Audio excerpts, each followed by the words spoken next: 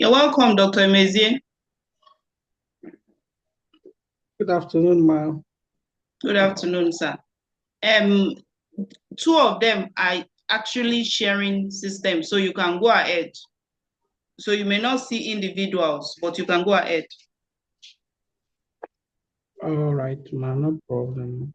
Yes. Then Temitope, if you can open your video so that it would also be sure you are there, you're not dozing off. Please, students, please put on your video. Thank you very much.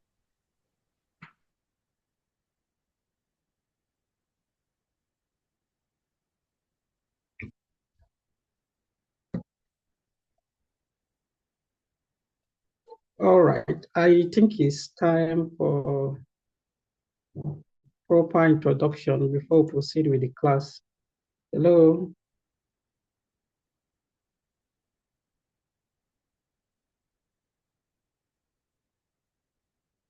can somebody hear me?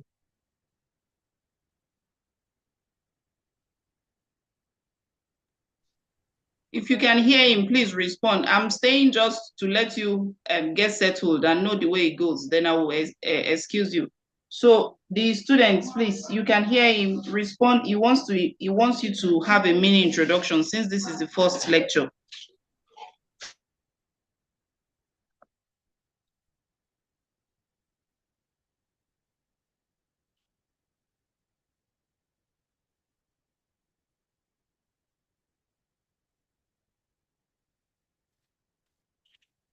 Hello, can you hear me?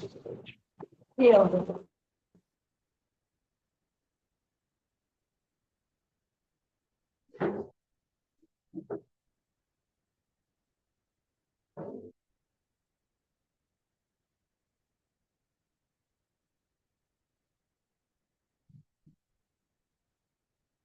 Okay, so I'm trying to share my screen so that the class can commence while we are waiting for the proper introduction.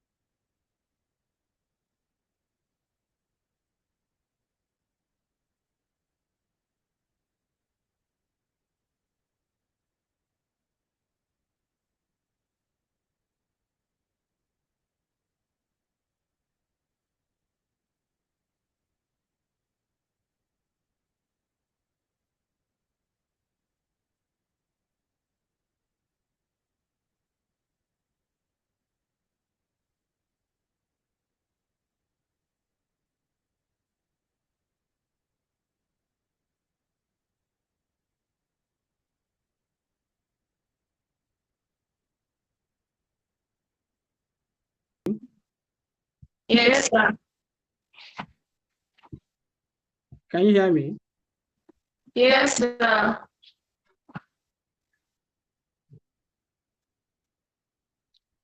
Okay, so I am Dr. Emezi. I'm a senior resident doctor at the Federal Teaching Hospital in Ekiti. So today I'll be taking you guys on basic medicine and pediatrics. I would like if you can just take a moment to just introduce yourself so that we can know ourselves before we now proceed with the class.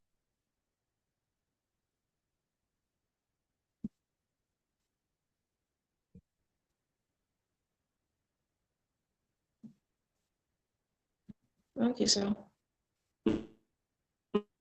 I can't hear any My name voice. is I don't know if Temitope is it from here or are you guys muted? Let me check if No, sir. you I can see three people are muted. You need to mute yourself, if I'm not mistaken, so that I can speak. Dr. Emezie, I think you should increase the volume. Can you hear me? Yes, I can hear you very well. Oh, okay.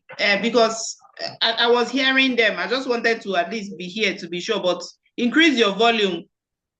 So ladies that want to introduce yourself, you unmute and you speak loud so that it can hear you.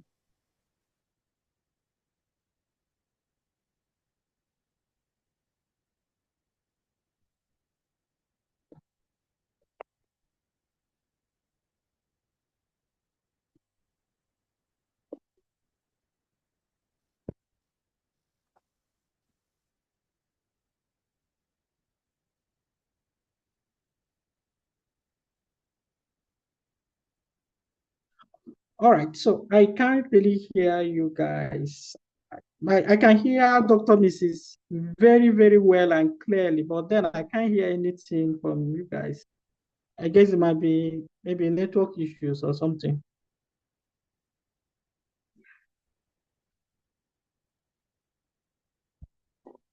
So I think we should just proceed with the class, but then the little difficulty might be if somebody want to ask question. Okay. Hello? My name is Beatrice, Dr. Testimony. Okay, I can hear you now. Testimony, right? That's good. Yeah, welcome to the class. Yes. Well, my name is Omu Blessing. Okay, Thank you, blessing. sir. Yeah, welcome, blessing. Welcome to the class. Yes, sir. Thank you, sir. Okay, is there any other person who has not introduced him or herself? No, sir. All right, so we're going to be taking the first step in the basic medicine and pediatrics. Please, I want you guys to feel very free. It's going to be an interactive class. Feel free. You can stop me at any time, ask questions, and occasionally I might have to call your name. I might call Blessing, I might call Temitope and ask you some questions just to make sure that we are on the same page. You understand? So just feel free. It's going to really be an interactive class. Okay, so the first part we are going to take today will be more or less on the initial approach. Before I proceed, I want to tell you guys that your course and your preparation is kind of in line with what is known as paramedics. Paramedics. So paramedics are the first set of health personnel that will respond to any emergency medical or surgical condition. So if there's any emergency medical condition or emergency surgical condition, so you guys are the first responders. You are the first people that will respond. So that is why we want to start by knowing what exactly is the first step in terms of patient management. So from there, after knowing the first step, the first thing we are expected to do as health personnel, then we can now move on to other important things. So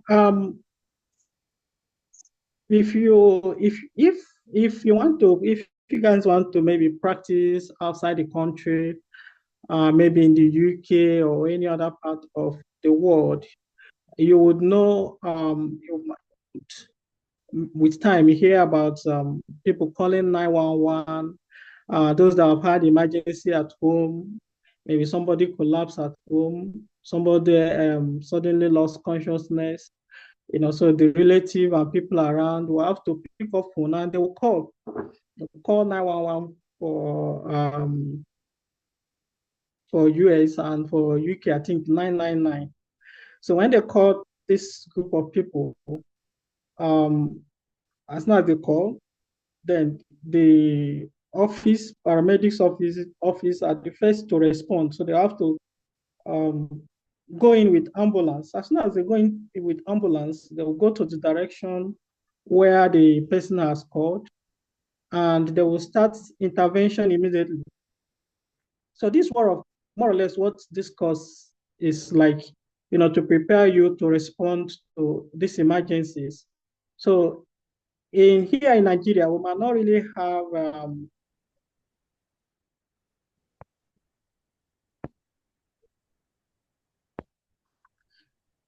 so here in Nigeria, we might not really have a paramedicine and the ambulance to go and an ambulance to go and respond and rescue and resuscitate patients at home. However, the emergency department, we're preparing you to be the first people that will mount at the emergency department of any hospital where you will be employed. You will be the first to attend to patient, resuscitate patient, take history, stabilize the patient. Then before maybe a doctor will be called to come in and then continue management from where you have stopped. So that is why we are going to start from this first step. So in terms of any medical emergency or surgical emergency, what exactly are we expected to do as medical personnel?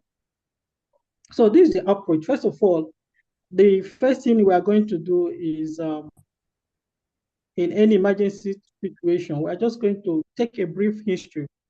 So what is brief history? What will the brief history constitute of? We are just trying to know what exactly has happened to this person. Sometimes patient might not be able to talk, and the relatives that are bringing the patient to the accident and emergency unit will be the one that will give you history. Okay, what happened to this person? What happened to this patient? Oh, he was previously fine, he was okay, we were all together. Before we know it, he collapsed and he couldn't talk again. So that is it. That is just the first history. And this is just what you need. What has happened to the patient? The patient was previously fine, and all of a sudden, the patient collapsed, lost consciousness. So that was why the patient was now brought to the hospital. So this is just the first initial history. And this is just what you need. What has happened? How did it happen? When did it happen? Then you can now intervene. Mhm. So that intervention that you are going to initiate after just getting this brief history of what happened, when did it happen, and or how did it happen, the next thing is for you to start resuscitation of the patient. Now, this patient might be unconscious. The patient might also be conscious, but gasping for air. The patient might be conscious, but then very, very weak. So you need to start to resuscitate the patient. So subsequently, we are going to see what this resuscitation process comprises of. So after resuscitation of the patient, the next thing we are going to do in that line is going to be taking detailed history. So previously here now we're talking about taking a brief history. What happened? How did it happen? When did it happen? But after we have resuscitated the patient, now the patient is stable, the vitals are okay, oxygen, oxygenation, oxygen saturation is fine. The BP is fine, the pulse rate is fine, and the patient can breathe on his or her or on her own. So what next do we need to do? Yes, now we know that our patient is out of danger. We are not scared that this patient will die in the next few minutes. The next thing we need to do is now to take detailed history. So in this detailed history, we are going to ask what has happened before. How long has this person been sick? Is it, we talk about background medical history, background surgical history. Is this person a non-diabetic patient before now? Is it a non-hypertensive patient? Has this person had surgery before? Has the person transfused with blood? And so forth and so on. So this one is detailed history. After detailed history, we are now going to go into examination of the patient. So examination is going to comprise of general physical examination, and then we'll look at the systemic examination, starting from the head to toe. All the systems, we are going to examine all the systems. to be able to find out what exactly is our patient having. After the examination part of it, then we'll go into management proper. So subsequently, we're going to see the difference between resuscitation and proper management of the patient. All right.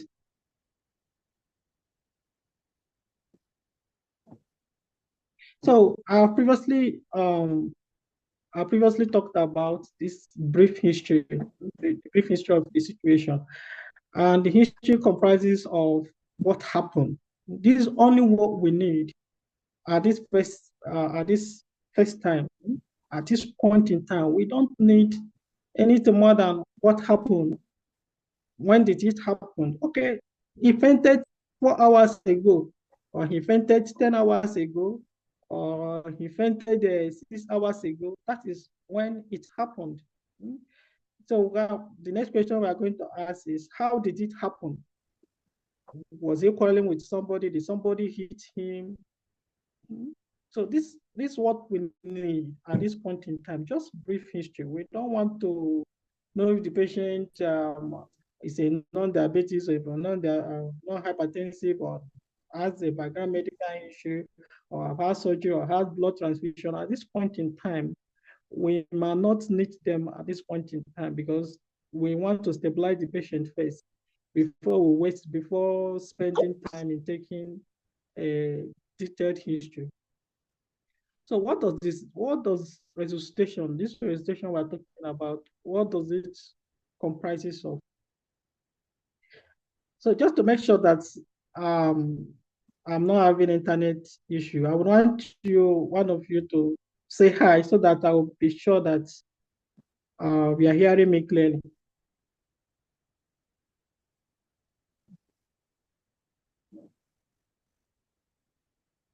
Hello. Blessing. Temitope, can you signal by showing that you are hearing me?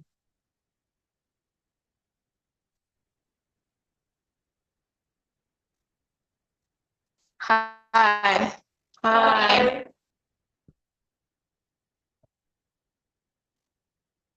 Sir?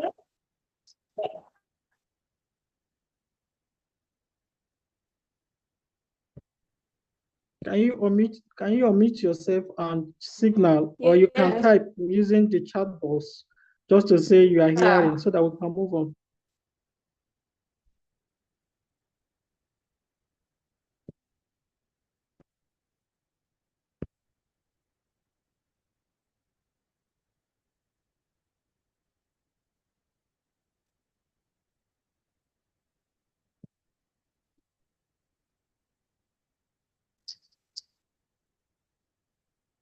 Okay. All right. So fine. Thank you for responding and showing that you are hearing me. Because sometimes if I'm talking and nobody is responding, I'll be thinking I'm probably talking to myself and my students are not hearing.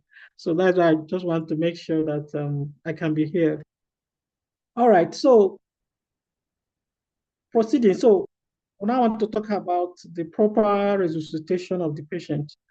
So what do we need in terms of resuscitation? What do we have to do in terms of resuscitation of the patient? So this is very important. Like I've said before, we won't spend time to take detailed history while our patient is dying. You know, there are some patients that we need to intervene within the next. A patient will need to intervene within the next 5 minutes. If that is not done, the patient might actually die. So that is what the resuscitation is.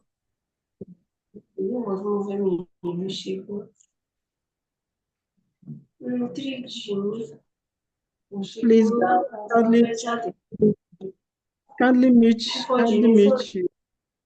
kindly mute your system, mute your phone for now, please. Kindly mute.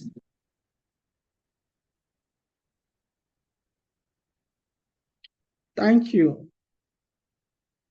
Okay, so in terms of the resuscitation of the patient, that is a mnemonic which we use. which we call ABCDE of resuscitation. So it will be important that for you to adopt this approach, the ABCDE approach of the resuscitation. It will go far to help us in resuscitation of every patient that we are going to see. We are going to be attending to in emergency situation. So must follow this ABCDE of resuscitation. So just that in some patients we might spend some time in A, however, we might not spend time in B. And in some other patients, we might not even spend time in A, but we'll spend time in C. And so we look at where the majority of the problem is just by looking at our patient, and then that is where we spend most of the time. But this approach, airway, breathing, circulation, disability, and exposure must be followed in that sequence. So in this discussion, we're going to really spend some time in airway management. So, and I don't want you guys to be, how would I say it, to be tired or to think that what doctor is teaching us is too much or stuff like that. I just want to give you a little detail of things, how things are being done, so that nothing will look strange for you if you happen to see where it's being done, maybe somewhere or elsewhere. You won't say that, I haven't heard about this before, I haven't seen this before. So that's why we'll kind of be a little bit detailed in this aspect for now. So in terms of airway management, the first thing we want to know is is this patient, is the airway patent or is the airway not patent? That is the most important thing in the airway, is just to discover, is it patent or is the airway not patent? So in general, any patient that can talk by him or herself, at that point, the airway is assumed to be patent. So you can see that this one now is straightforward. A patient presents to the accident and emergency unit, and the patient is able to speak by himself or herself. We don't need to do any other thing in airway. So we are done with airway. What do we need to do? We proceed to breathing. And from breathing, we go into circulation. From circulation, we go into disability. And from disability, we go into exposure. And we are done with resuscitation. So the process is actually pretty fast. It's pretty fast. But then there are some patients that you will actually need to actually manage their airway. Even though it's not, those patients are not that common, but there are some patients like that.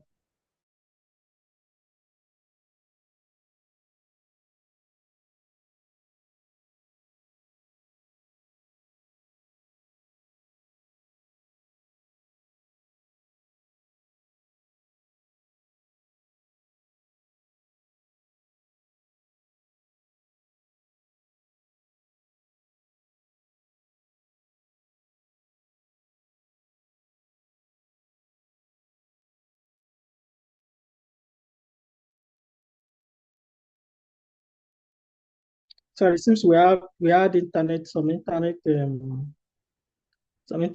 internet disturbances there.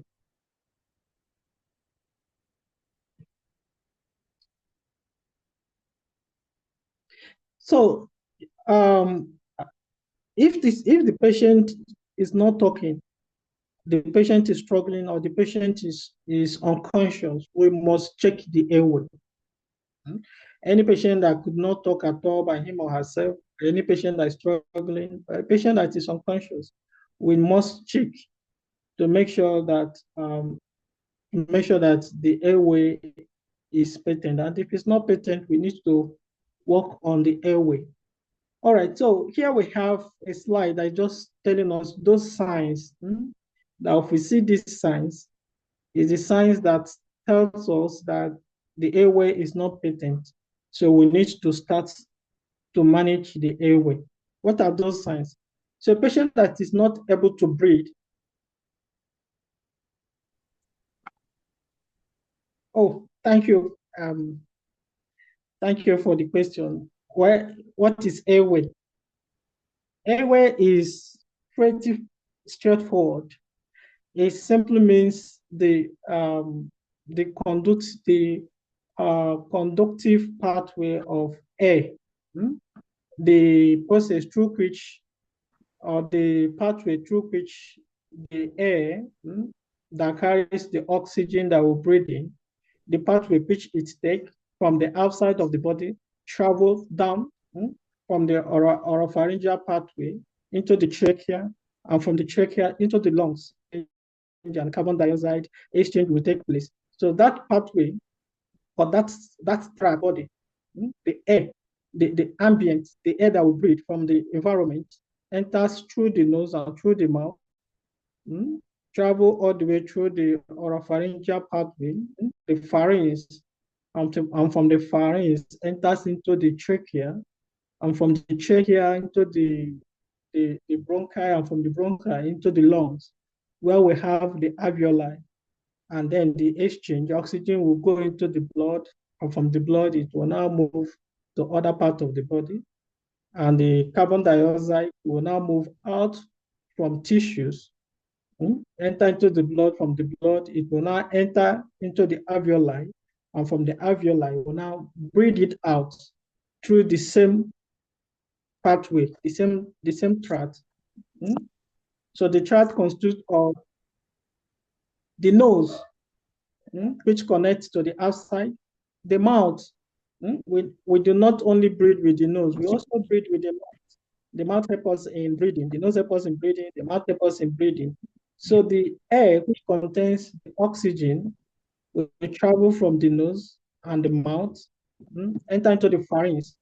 And it enter into the pharynx. From the pharynx, it will enter into the trachea. From the trachea, it will enter into bronchus, the plural of bronchus is bronchi, which are the two pipes that link the trachea to the lungs.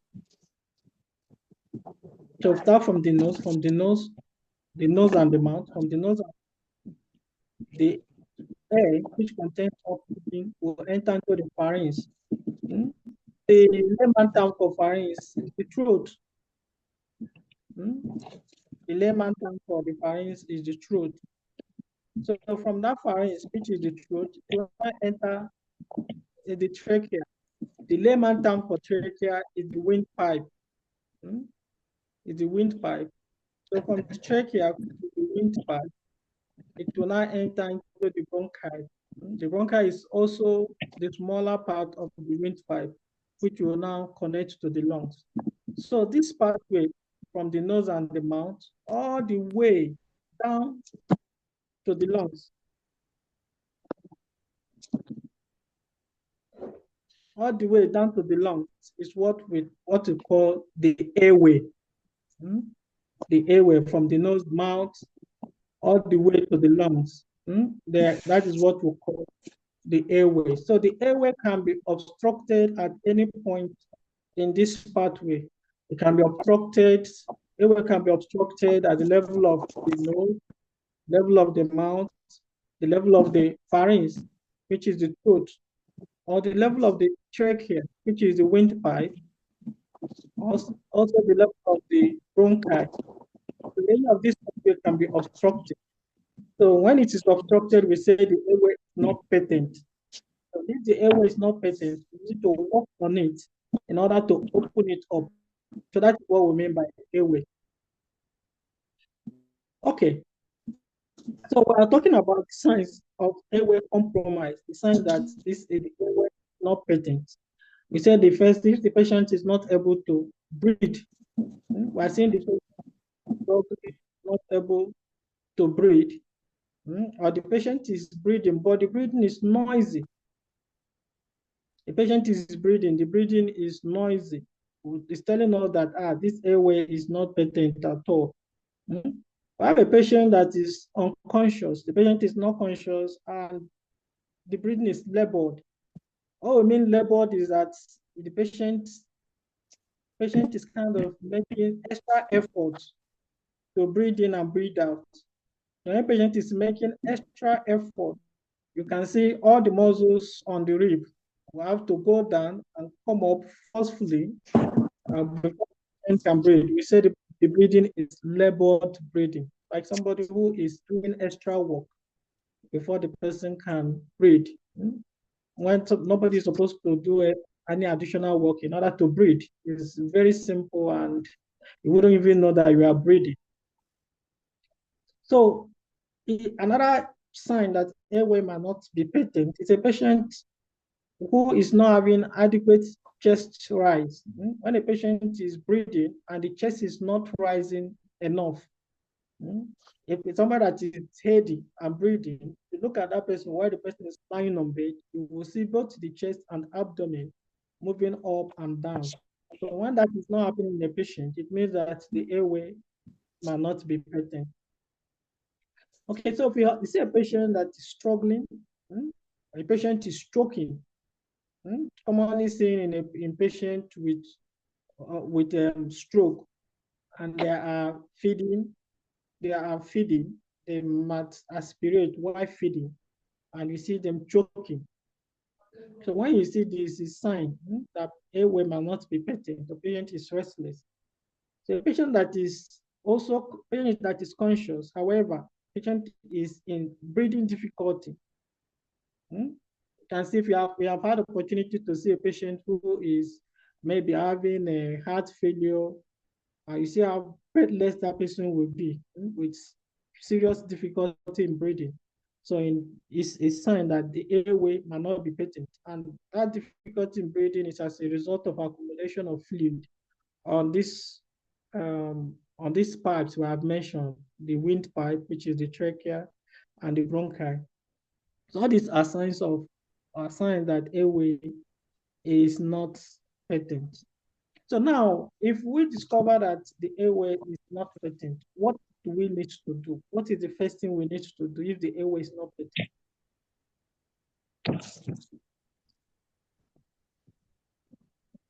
So when I have now entered into the airway management proper, how would we manage this patient came in and we have assessed the patient airway. We have determined that the airway is not patent. Either the person is having labored breathing, or the person is unconscious, or the chest is not rising, or we are hearing noisy. The patient is breathing, but the breathing is very noisy. Those serious signs. We have identified that the airway is not patent. How are we going to manage the airway?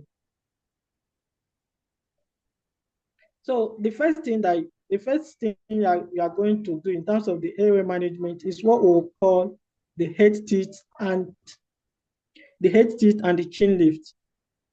The head teeth and the chin lift. That is the first maneuver. When you do head teeth and chin lift, you are going to open up the airway. You open up the airway, you are going to be able to look through the airway, even with your physical eye, and see what is in there. You look through the airway, look through the mouth. If you do head teeth and chin lift, you look through the mouth, look through the nose, you'll be able to see what is in there. So most of the time, you'll be able to salvage the airway just by either suctioning what is in that airway that you have seen visibly, or maybe there is a solid object in the airway that you can use your forceps and just draw out the solid object and remove it from the airway. And most of the times, that might be the only thing you need to do in order to manage the airway. But in some other occasions, you might have to do extra work, might have to do some other things in order to salvage the airway. So we're going to see what this head teeth and chin lift is all about. So over there in the hospital, you might be taught on how to carry out the head teeth and the chin lift maneuver so that you know how it is. So it's simple. What you need to do, first of all, before I move further, I would want to advise you that during the examination part, when we'll be dealing with examination, we'll emphasize more on it. That if you want to attend to your patient, you want to examine your patient, it is always advisable to stay on the right hand of the patient. So always stay at the right hand of the patient. So if you are staying at the right hand of the patient and you want to do head tilt and chin lift, all you have to do is use your left hand, the palm of your left hand, you place it on the forehead of the patient and kind of lift it, tilt the forehead downward. Then you use your index finger and your middle finger, put it on the chin, the bony aspect of the chin, lift it up, kind of tilt it up, and then open the mouth. So that is what the maneuver is all about. So we'll look at the picture here, what it is. You can see here what it is. So use your left hand, put it on the forehead of the patient, and kind of do as if you are pressing it, move it downward, and use your index finger and your middle finger and tilt the jaw upward. When you tilt the jaw upward, you now open the mouth.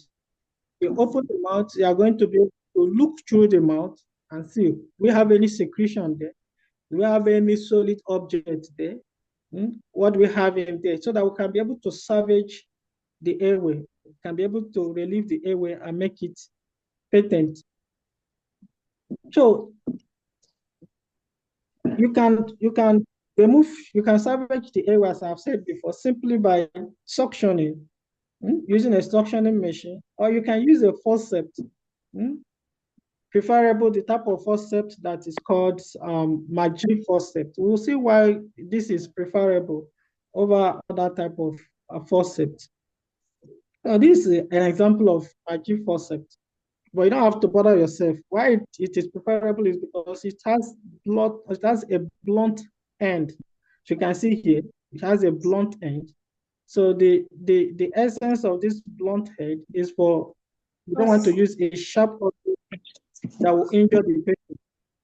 If you use a sharp object, you can injure the patient and the patient must start bleeding. So that's why you use this type of forceps that has a blunt end. So if there's any solid object, let's say somebody who is eating food and all of a sudden the person is choking, the food is trapped. It might be yam, it might be meat, and the meat is trapped within the pharynx, and you open the mouth and you're able to see the meat. You just use the forceps, grab the meat and pull it out, and the airway is patent. You have managed the airway successfully. So, however, if there is no solid object that is obstructing the airway and you are able to find secretions, or maybe the person have had trauma, there are blood everywhere, you use suctioning machine.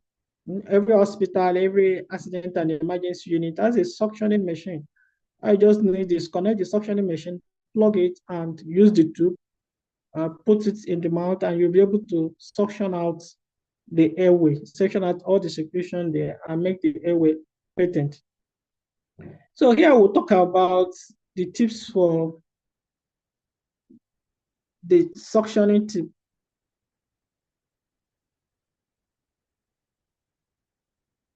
So what are the tips for suctioning? How would you suction? How would you want to suction a patient? So it's essential. Suctioning is essential part of maintaining the airway patent. And as soon as you're able to discover that there are secretions in the airway, you need to intervene by suctioning the airway immediately. So what is the expected period of suctioning? You should make sure that the total duration of suctioning is 10 seconds. Try not to exceed 10 seconds. Why it's important not to exceed 10 seconds during suctioning? Well, you should remember that when you are suctioning the person is not receiving adequate oxygenation. So you want to make it as fast as possible. Suction as fast as possible. So while you are suctioning this patient, it's expected that the patient is either connected to the monitor where you can monitor the patient vital signs, monitor the heart rate, the oxygen saturation, and the general clinical appearance. If the patient is not connected to monitor, you are expected to have connected a pulse oximeter. How many of you have seen pulse oximeter before? If you have seen pulse oximeter, said yes, I have seen. No, sir. I've not seen. You have not seen pulse oximeter. Don't worry. In the health, you will see so many of it in the health hospital. You see so many of it. And even I know that you have not seen it. I will just put the image here so that you just see what it looks like. Just a little machine where you have a space where the finger can go in, usually blue in color. Blue. So it's usually blue. So it will bring out, it has a small screen where it will bring out the oxygen saturation itself, and the patient pulse rate. Give you patient pulse rate and the oxygen saturation. So it's expected that if the patient is not connected to monitor, you will connect the patient to pulse oximeter before suctioning, so that you can be able to know the rate of decrease of the patient oxygen saturation. If it's decreasing so much, you need to stop. For the essence is to make the patient better. So if the oxygen drops so much, you stop the suctioning and connect the patient back to oxygen in order to improve oxygen saturation. So another tips for suctioning of patient is that you should make sure that you are not going too deep. Make sure that you are not going too deep. Some of you, so if you have attempted suctioning, you would understand what we're talking about here. If you put that tube through the mouth, you will notice that if it go too deep, you will feel as if that tube is being pulled inward, and that is because of the negative pressure. So the negative pressure will kind of try to draw the tube inward. So when that happens, you will see the patient start struggling, as if the patient is choking. When you start having that kind of feeling or sensation, it's telling you that you are going too deep. So don't go too deep. Go as much deep within, just at the tip of the throat.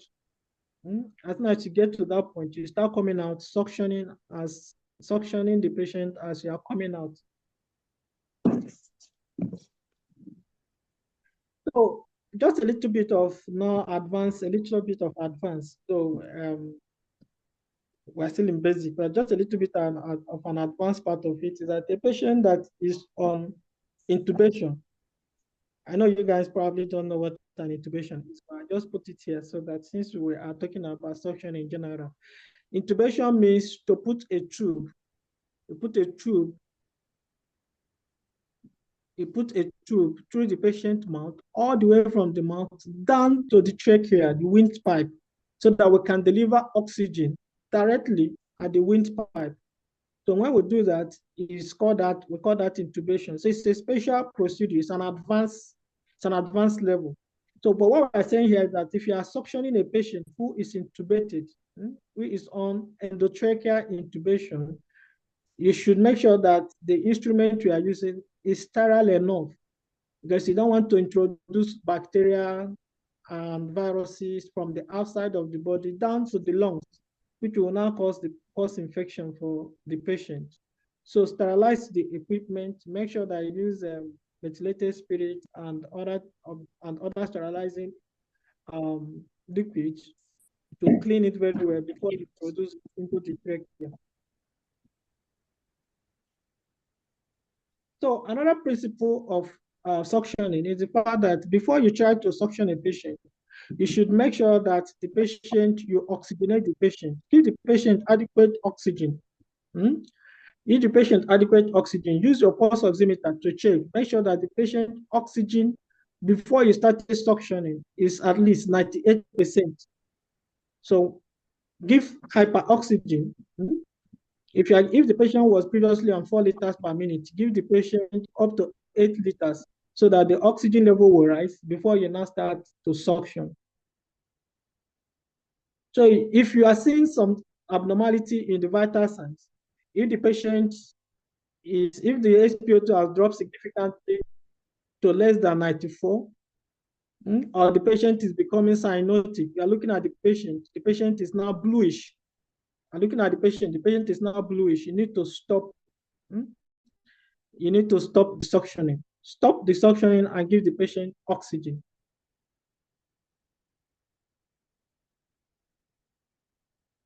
Hello, guys. Are you guys hearing me? Hello. Any question to this point? If you have any question, ask before we proceed.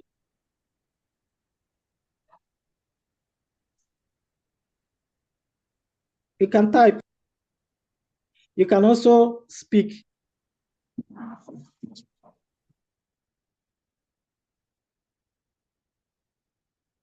If no question, please type no question or type no.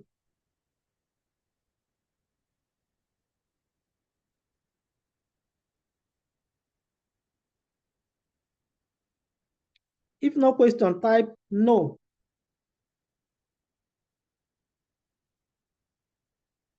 Okay. All right, that's good. So fine. So we have talked about the first intervention in airway management. After we have discovered that the patient airway is not, well, now we have intervened. So the first line of intervention is suctioning of the patient or using forceps. Suctioning of the patient. The first line is either using suctioning of the patient or using the forceps to remove any obstruction that is making the airway not to be patent. So, however, after suctioning the patient or using a forceps to remove a foreign object, if the airway is still not patent, there are some other things we need to do. And that brings us to basic airway adjuncts. What is adjunct? Adjunct is just addition. We have done the first thing we are supposed to do, and still the airway is not patent. We didn't get the result we wanted. So we need to add some other things. So that is the basic airway adjunct. So we have basic airway adjunct, and we have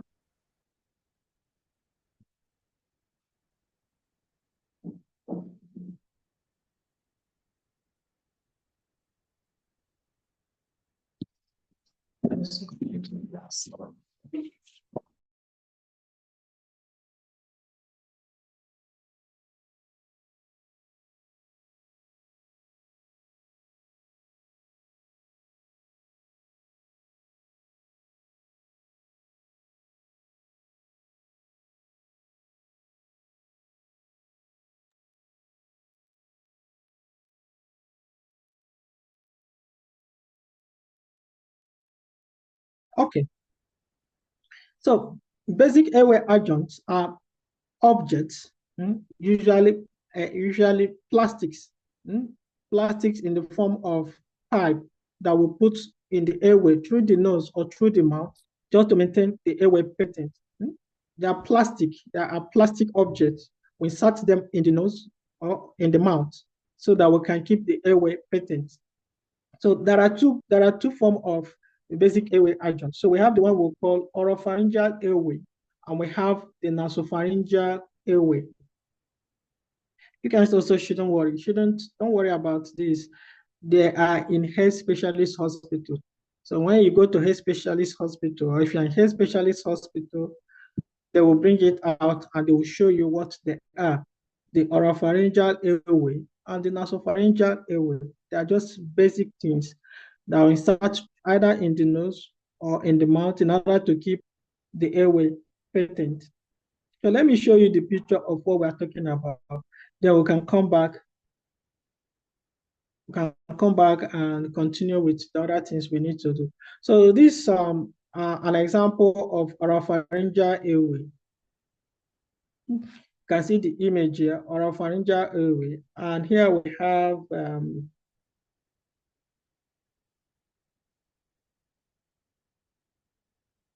here we have the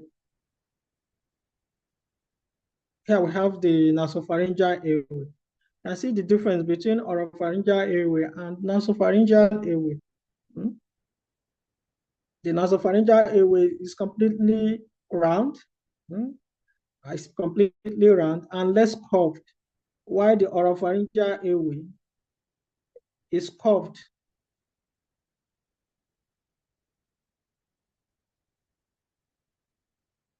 Is curved and it's not round. It's curved and it's not round. It's curved and it's not round. So this oropharyngeal airway. So now let's talk about the difference. Which one is used? Which one is used over the other? So what is the primary difference between oropharyngeal airway and nasopharyngeal airway? Well, as the name sounds, oropharyngeal airway is inserted through the mouth. Oropharyngeal airway is inserted through the mouth, and nasopharyngeal airway is inserted through the nose. So we insert one through the mouth, and we insert the other one through the nose. So what is the difference? What is the advantage of one over the other? The advantage of one over the other is you cannot use oropharyngeal airway in somebody who is conscious. You cannot use oropharyngeal airway in somebody who is conscious. Why? Because if you put the oropharyngeal airway into the mouth, it will hit the pharynx, the palate. It will hit the palate. As soon as it hits the palate, it will trigger a reflex, which you call gag reflex, like when somebody is choking. If something touch the throat, if somebody touch the palate, the soft palate downward there, the person will start to choke. So if you are putting oropharyngeal airway in somebody who is completely conscious, the person will start to choke. So in such an individual, you can only use oropharyngeal airway in somebody who is not conscious. Somebody who has come in unconscious, the person maybe is in coma, or the person patient is in coma, or the patient is not conscious. Yes, those are the people you can now put oropharyngeal airway, because you know that it will not stimulate them, to not make them to start coughing, to not make them to start choking and to start coughing. However, nasopharyngeal airway can be used both in somebody who is conscious, in somebody who is not conscious. So we just put it through the nose. Can be used in somebody who is conscious and somebody who is not conscious. So what are these objects? Oropharyngeal airway, like we said before, it has a J-shaped, so that it can be able to fit it through the mouth and into the pharynx in order to maintain the airway patent.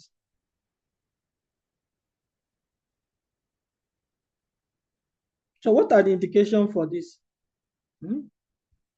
What are the indications to put this basic airways?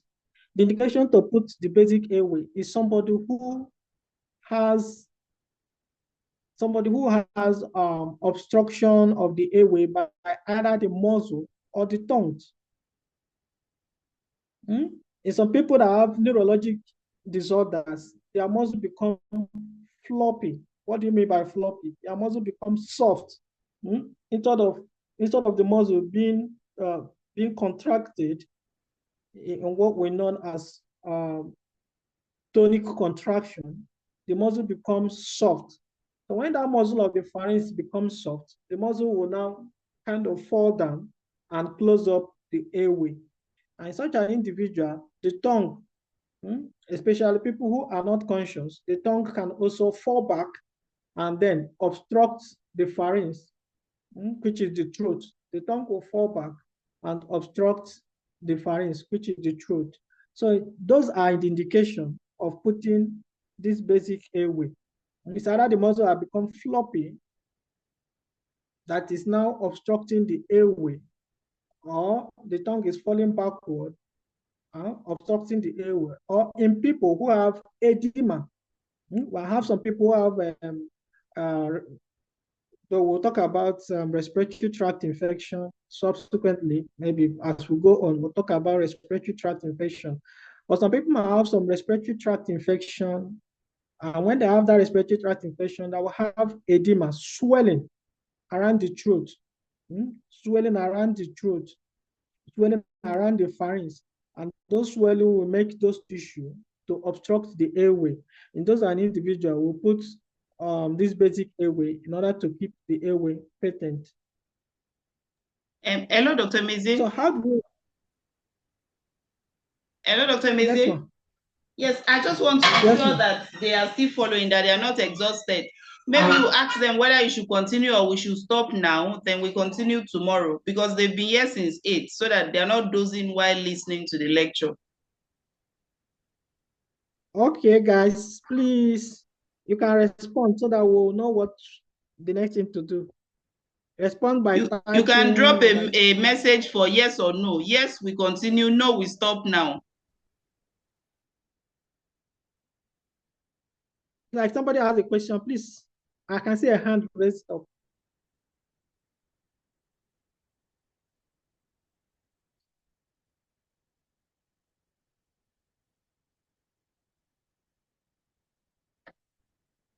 Please respond by typing yes or no. Yes to continue. No, let's stop.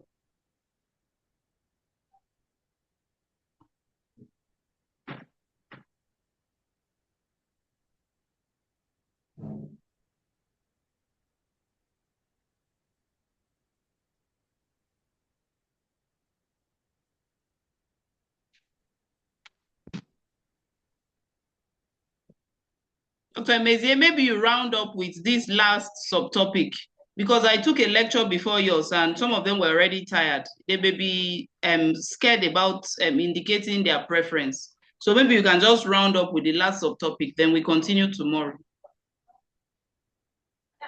All right, ma.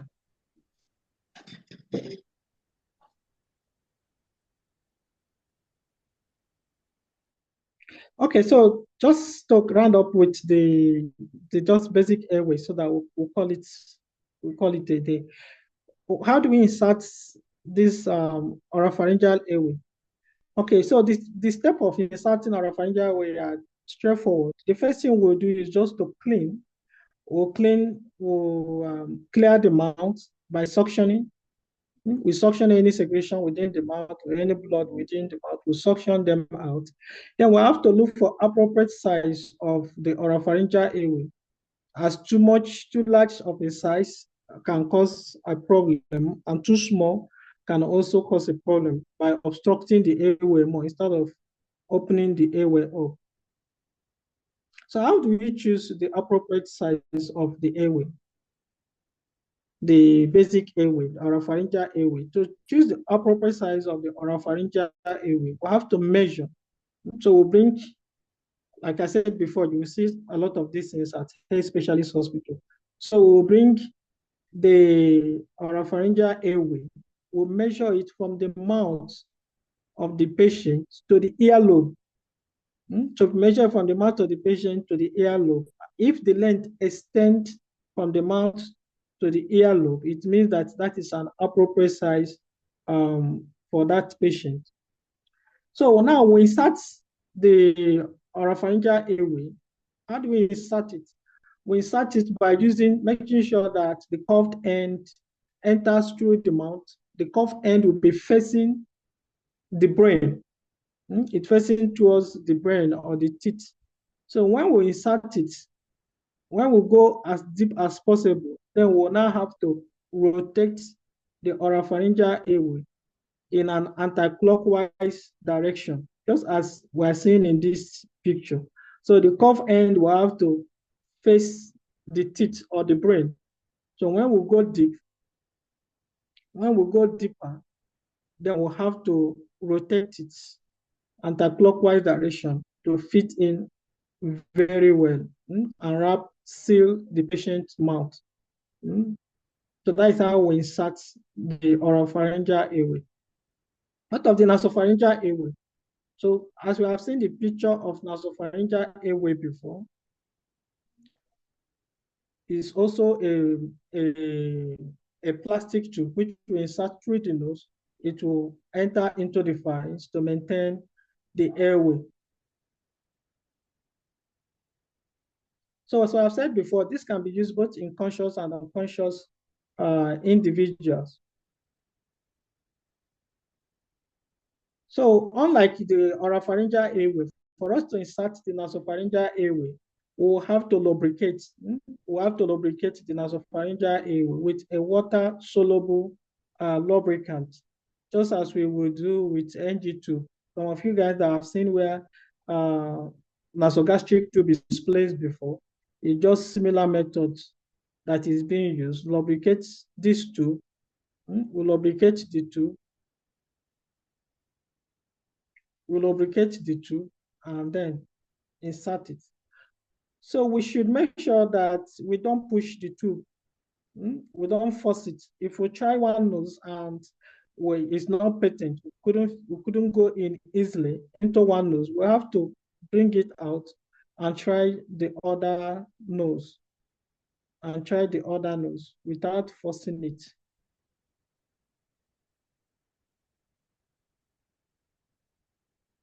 So here we have a good image showing us how to measure. Make sure that we have we use the appropriate size basic airway placement. So by just measuring it from the mouth or from the nose to the earlobe, and anyone that the length extends like that means is the appropriate size of the basic airway.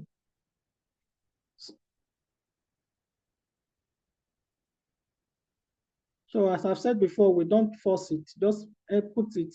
It should enter freely after lubricating it. And this is the method of insertion. So smoothly insert it and it will fit in completely.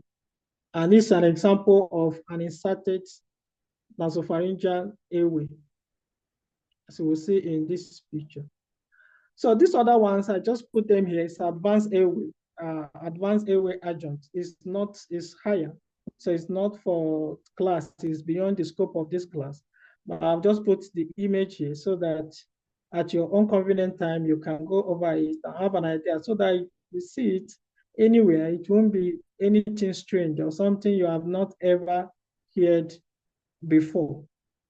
So these are just the picture of this advanced airway adjunct. So we are going to stop the class here today, and by tomorrow we are going to continue with the remaining part of the resuscitation process, the breathing, the circulation, the disability, and the exposure. And after that, we'll now move on to the detailed history, examination, and the initial approach to patient management before we now move on to other part of the class.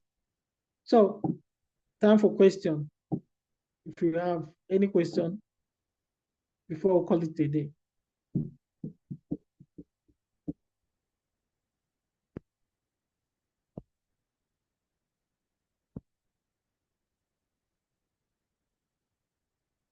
Oh, from nasopharyngeal airway, no problem. See, no problem. By tomorrow, we'll start from the basic airway adjunct. By tomorrow, from our class tomorrow, we'll start from the basic airway adjunct. I'm going to go over it again when you guys will be much more, when your brain will be much more fresh and active. We'll go over it again. Then it will become more clearer at that point in time. Then from there, we'll move on. Don't worry. I know you guys might say, this is a lot of stuff.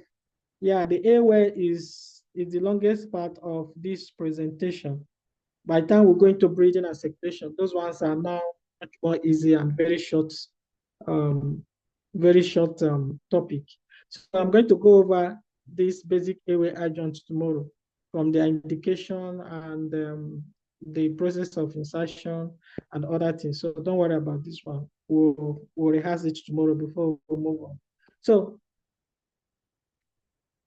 any more question, please just type so that we can so that you guys can go and rest.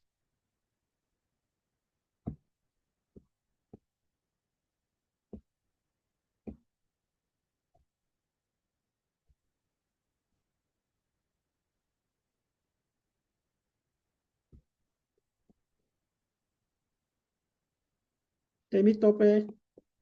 Any question? Esther, any question? Please type if you can hear me.